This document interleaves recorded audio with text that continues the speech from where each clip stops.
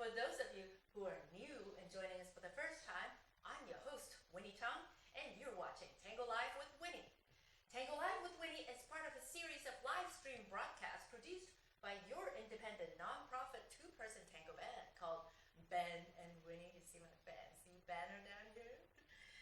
Yes, so we started speaking directly to you, audience members, especially those of you whom we have visited before the pandemic, really. Those of you homebound in retirement homes and schools, we've visited a lot of you in our outreach program. We started the broadcast for you so that you can stay connected with us wherever you are and wherever we are. So because of that, we started this series of live stream before the pandemic. We, of course, carried through this project throughout the pandemic, and it brought us connected to all the rest of you for the past year and some more. And today, guess what? We made it to our episode number 120. That is amazing. Very proud of you, Ben Bogart. And Bogart is working. He'll be back soon. So if you want to see the old episodes, you can see all of them on the Ben and Winnie YouTube page and the Ben and Winnie Facebook page, among other places where it's shared. Subscribe and donate. And donate to our fancy website down here to support these free programs for thousands of people to enjoy over the past year, really. That's right, 120 live stream projects, episodes by Ben and Winnie, of Ben and Winnie performing live tango music on the piano and the bandoneon for Ben. And we tell jokes. We told a whole year full of jokes to get through the quarantine, really. And when Ben is working on his other job, which he is right now, Tango Live with Winnie interviews and continue to interview cool tango musicians and artists from all over the world. And occasionally, I also perform side by side with them on the piano and on the bandoneon. So, just so you know, Tango Live with Winnie is a program dedicated to exposing the fascinating, really fascinating human stories behind every single piece of beautiful music that you hear coming out of these musicians' fingers. My job is, no matter how far apart we are, what languages we speak, my job is to make sure that our one big giant tango community stays connected, that we stay warm together and with no separation, because that's what Argentine tango is good for. And for all of you joining us in tango for the first time, welcome. Stay with us. Tango is great for listening, for playing on an instrument, for dancing, for talking about with your friends about the poetry. Human emotions for all of us is the same, regardless of who you are, how old you are, what color skin you have. I think Argentine tango has it all. So welcome, you people. Thank you for being here. Today, let's see. We have, not on this side, on this side is my tango brother, our compatriot, tango musician from Argentina. I am in the United States right now, so this is my tango brother from the other hemisphere. For him, it is the summer coming. For us, it is the winter coming. I always keep my world perspective at least on two hemispheres to make sure that we're together in one planet, yes? So today, I would like to present to you the person and the work of Pablo Jaurena from Cordoba, Argentina. Welcome, Pablo. Hello, nice to meet you. Hello, everyone.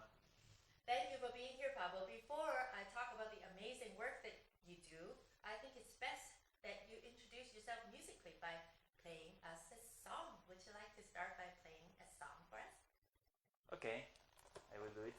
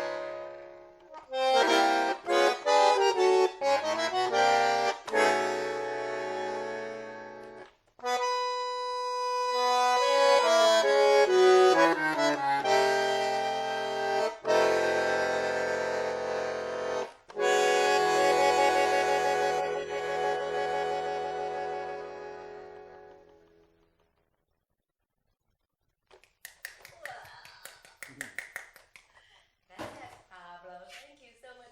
Did you guys know the moment to glow? He's one of my two teachers. Pablo's my bandoneon teacher. He's amazing. Hello. Thank you, Pablo. Thank you so much. Flores Negras. Beautiful piece. Your cough. Your cough. Wait until I finish the piece. This is good. I'm a professional cop, but just a little cold, Yes. guys. Don't worry. Negative COVID tests, a lot of them. Don't worry. Well, amazing Pablo, who you have just heard play Flores Negras, bandoneon solo. Composer is Francisco De Caro, arrangement is Maximo Mori. And of course, it was beautiful. Thank you, Pablo. You're welcome. If I may, for all I know, this is what happened to Pablo. Pablo was born and raised and studied bandoneon and other musical topics in Cordoba, Argentina, where he is from. And then he went to the Orquesta Escuela de Tango Emilio Balcarce, which is sort of like the school, the college for tango musicians in Buenos Aires, studied with the famous Julio Pane, among many, many other teachers. And when he's all graduated and all that, he went back to Cordoba, but he didn't go back for long before he was invited to tour and to teach all over the planet. First, he went to direct a tango orchestra in Medellin, in Colombia, did a lot of recordings, a lot of very big works over there. I'll leave it up to you to Google the rest of these details. Then he toured in Ecuador, Peru, Egypt, China, Japan, everywhere, and did, I can't even tell you how many things he did between just 2010 to 2022.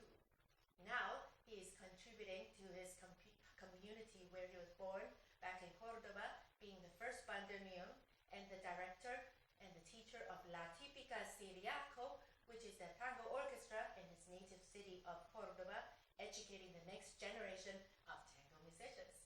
He's in so many bands, but one that has been with him for a long time is the MJC Trio. It is super cool. Trio. One guy is the wind instrument guy. He does not just play one wind instrument. Saxophone and many other native folklore instruments. You have to look that up yourself.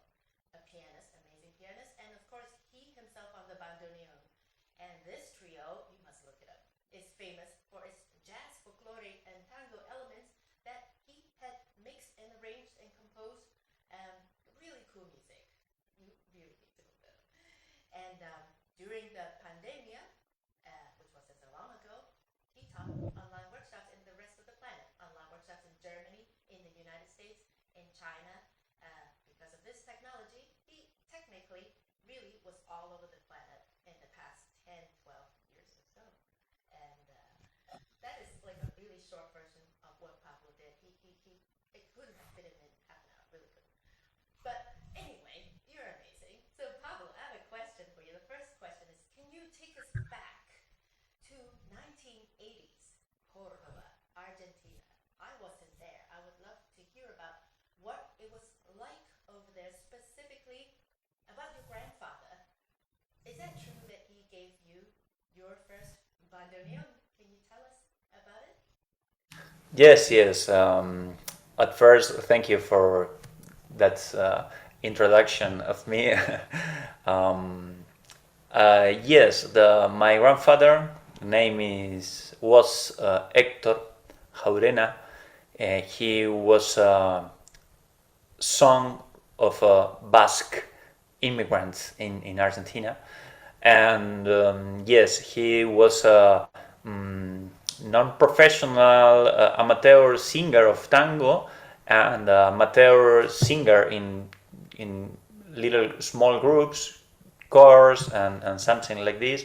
And he really loves the tango. And when I said him, Grandpa, I want to maybe I want to play the bandoneon. He don't have any doubt and give me the money to. At first, I will return the money to him, but I returned just only a few parts, and he said, "No, don't worry," and yes, it was a very beautiful gift. I still preserve this instrument, of course, and yes, he opened. He always opened the doors of the music in my life. When I was more young, I played rock music, and I used to play drums, and he also helped me to buy the first drum, and then I studied piano, and he helped me repairing our piano from my grandmother. She was a pianist, and when I decided to play bandoneon, he supported me with the bandoneon. So he's my big support in the beginning, and he still is a support in my heart, inside me. Beautiful. Well, that's beautiful. Can you tell us, were there a lot of people playing tango around that time when you started? Your friends that are about the same age as you? What was the scene like in Cordoba when you were growing up? Yes, but when I started to play tango in my city, I born in a very small city in the Cordoba province. The name is Rio Tercero. The translation is third river, and I born in this city like 50 or 45 thousand people living there, and nobody play tango of in my age. My friends, my musicians. I need to connect with all the bandoneon players. You know, now the main part of those old bandoneon players, unfortunately, the more big part of them die. But at that moment, 20 years ago, main part of them still alive, and they was the way that our generation connect with that old generation of tango musicians. You know, on the 40s and on the 50s, the tango was very famous in Argentina, and many people, non-professional people, amateur people, start to study bandoneon because they really love the tango and want to have this sound near on the house, in the family. So this, I don't know, maybe the normal worker in other thing decided to study bandoneon like a hobby. Yes, and many of them play very good, very well in a very near to the professional level. And I have the lucky to find many of these kind of musicians, and many of them share with me a lot of CDs, long play, and scores, old arrangement for typical orchestra, and this was very nice. And on that time, on the 90s, you know, was very difficult to share the music, the recordings, the scores. It's not like now. So this kind of amateur musicians in the tango they were very important for me, and then I decided to move to Buenos Aires. At first to Cordoba is have a big university. I was studying composition, and then I moved to Buenos Aires to study bandoneon with Julio Pane and with the Emilio Balcarce Tango School Orchestra. At that moment, Emilio Valcarce was the director, so the orchestra, the name wasn't Orquesta de Tango Emilio Valcarce. The name was Orquesta de Tango, and the conductor is Emilio Valcarce. After Emilio decided to retire from the music, the Orquesta Escuela decided to put Emilio Valcarce as in the name of the orchestra. I remember that I played on the last concert of Emilio Valcarce in Buenos Aires. That's wonderful. That's I wonderful. I was in the last year of Emilio Valcarce as a conductor of the orchestra. Cool. Before the school was named after the maestro himself. Cool. Yes, yes, yes. Cool. So Very nice. Very. yeah, I wonder if he had heard your band, the MJC Trio, right here in the little cool bar on the bottom. Look it up, guys. It is the coolest mix of jazz, tango, folklore, all mixed up together. You know, when I heard that music, I was thinking, uh-oh, did Pablo get hit by Astor Piazzolla at some point? I wonder if it was a nice encounter or was it a dramatic encounter with Astor Piazzolla's music if he has a story about it. Did Piazzolla's music take you dramatically Mm, or no? Dramatic. Did you? When was the first time you heard Piazzolla's music, and did it Yeah. make a very important impression on you? Yes. Totally. Totally. I think my generations of musicians, of tango musicians, many of us decided to start to pay attention to the tango because Astor Piazzolla influence. Of course, he totally amazed me and impressed me a lot, and he was one of the doors that opened to me the tango world. And yes, because our generation, we when we was child, the tango was not don't have a nice press in the young generations. We all listen to the rock and this kind of popular music, and our parents say the tango is music for old persons, for the grandparents, and we need to kill this idea, and one of the destroy this idea, and one of the persons that permit to destroy this idea was Astor Piazzolla, and from Astor Piazzolla we look to the old the tango history and before him. Yes, um, yes, totally, definitely, he changed my life and my way to listen to the tango. Super cool. That's a lot deeper than, say, just copying his rhythm and his music and whatnot. It's more like a cultural direction, an artistic Yes. direction that you followed of Piazzolla's work. Yes, of course, it's have no sense to copy the rhythms, the melodies, the harmony. No, no, we need to copy the the the freedom sense that he have, the passion of him working, composing, playing, his musicality, his love for the music. We need to copy this, inspire of this his work. You know, the funniest part is Pablo does so many things. Like I was telling you, exactly the next thing I'm going to show you is what Pablo actually copied from Piazzolla. The fancy word for it is called a transcription. When you transcribe something, you're copying the work of what's recorded on a CD. You hear it, you pick up all the little notes from it, you put it back on the paper, and then you give it to your friends, and then you play it again, you bring it to life again. Of course, it's not the same because it's played by different people 2, 3 decades later, but it is a kind of transcription, a copying that Pablo had just attempted of a very major Piazzolla's work. It is not any copy. You will see. There's this amazing piece by Astor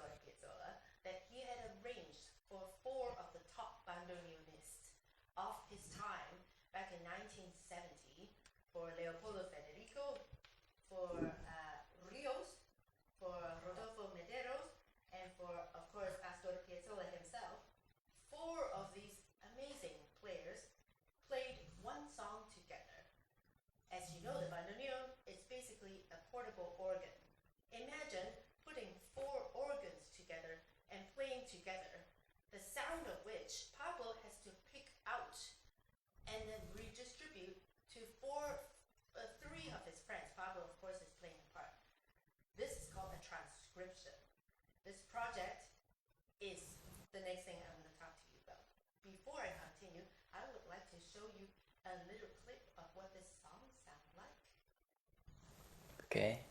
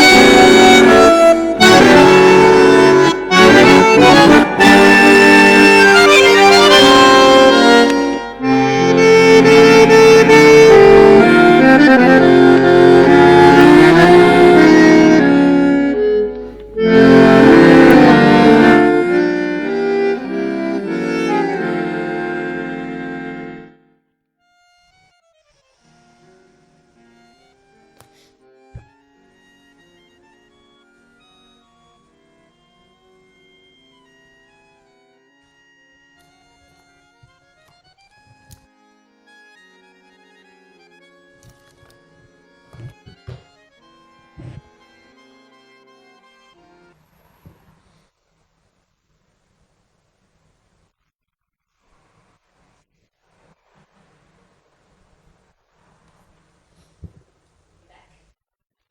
All right. What you just heard is an excerpt of this amazing piece called Recuerdos de Bohemia. Is that right, Pablo?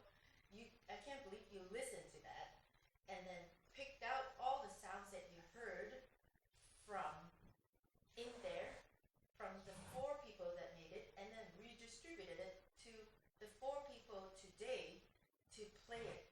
Not to mention, it is about the hardest thing you can play on the bandoneon. You transcribe that. Can you tell us about this project and when can we hear you all play it?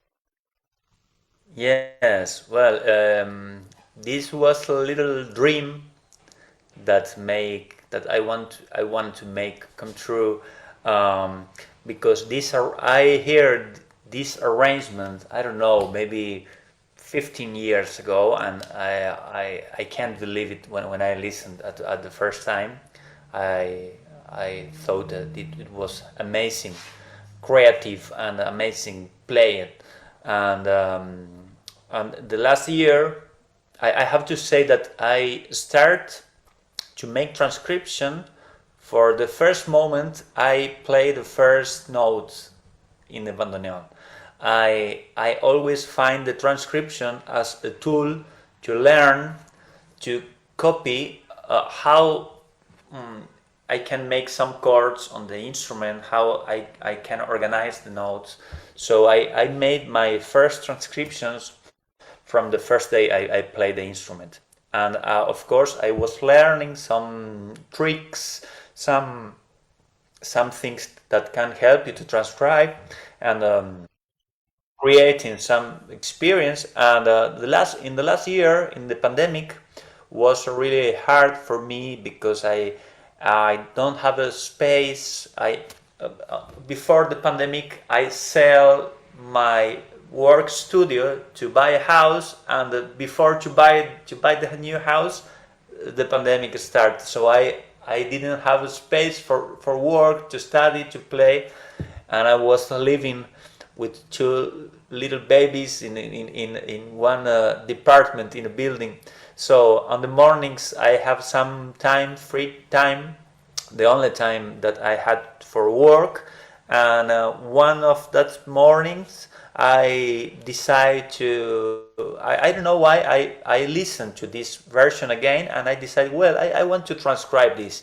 Now I have some time and I start to transcribe on the mornings, maybe 1 hour a day. And I don't know, in a week, I already finished the transcription.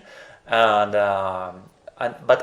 it was as an exercise to try to understand what Piazzolla wrote on this arrangement. But this year, with the Piazzolla 100th birthday, I asked to some friends and colleagues that I really admire, and asked if they would like to make a recording of this piece with me. And all of them said yes, of course, we want to do it. And the group, the section, the bandoneon section that I made was Lautaro Greco, Ramiro Boero, and Joaquin Benitez, and of course me. They are three amazing instrument player. And well, we made the recording 1 month ago. And the recording will have a video also, and the video will be ready maybe in 2 weeks, and you can watch. You will watch the video on the YouTube. Yes, and the other, yes, this in this link you can watch and listen to our version of this arrangement, because we make the recording with new technology. Maybe in our recording you can listen more details of the arrangement. And another good news is that the score will be available to download free on the Tango Sin Fin web page. Will be the score to download if other 4 crazy players of the bandoneon players around the world want to play this arrangement. Of course, you can do it. And of course, I already study one of the parts, so you can invite me and I can play with you. It truly is amazing. It sounds easy. Pablo just did it. To be able to transcribe something, it's something you've have been doing for, I don't know, 20, 30 years. It's always a good day to start today for musicians, you out there, to transcribe. You learn so much. But for those of us who may not have the time to do that, did you know there's this amazing trove of treasure in this fancy bar you see down this way, here? Tango Sin Fin. Search for it on the internet. They have so many free scores of traditional tango, new arrangements of traditional tango, all kinds of all instruments that you probably play, for you to download for free, and they're transcribed and arranged by amazing musicians like Pablo. Free for you. Of course, as you know, there's no free lunch, is what I tell my children all the time. For those of you capable and willing, please donate and support. For your donation, they will commission artists like Pablo to continue to arrange and transcribe these scores for all of us to play. So, Yes, of course. This is free, but if you have the chance to pay just a little, is a help for us to continue with this work. Last year, on the pandemic year, we already did I did a series of Aníbal Troilo orchestra transcription, 7 pieces. They are already on this website in the Tango Sin Fin. Well, and for the future, we have a lot of projects about continue transcribing. that's right. And well, we're running out of time here, but before I invite Pablo to play us his last song, I do want to tell you that Pablo just joined this really famous band that are celebrating their 25th year together. It's called El Arranque, and they're playing big here, live stream to Philadelphia, United States, December the 11th at the Philadelphia Argentine Tango School, PATS, December 11th. Search that up. 4 to 8 o'clock in the afternoon, you get to see other people dancing all milongas streamed from all around the world of this one band playing in Buenos Aires. Pablo will be playing with his fantastic colleagues El Arranque. So, Pablo, Yes. we have reached the half hour. We need you to play one of your arrangements. Is it okay that we Yes. play some I old-time w- favorites of a lot of the people here? yes, maybe one of the most famous tangos of all the times is Por una cabeza.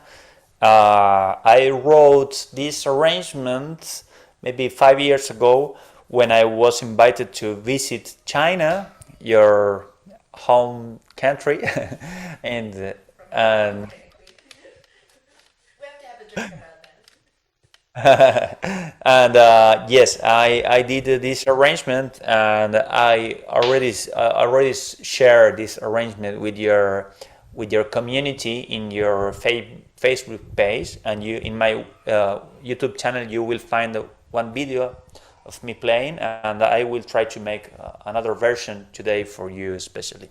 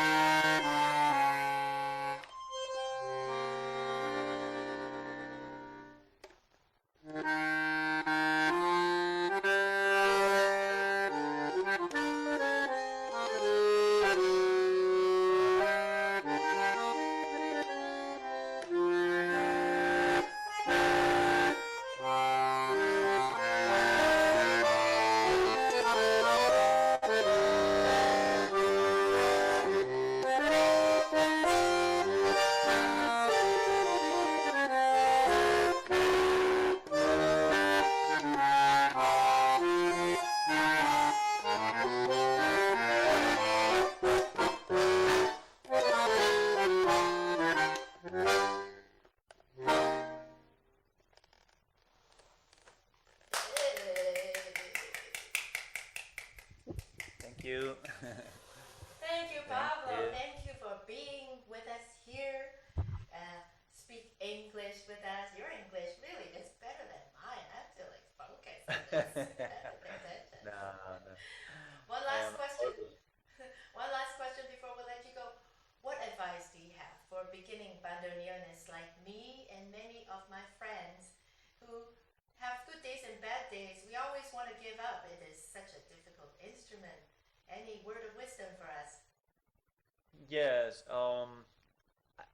we need to always remember that the bandoneon is not very friendly at the beginning.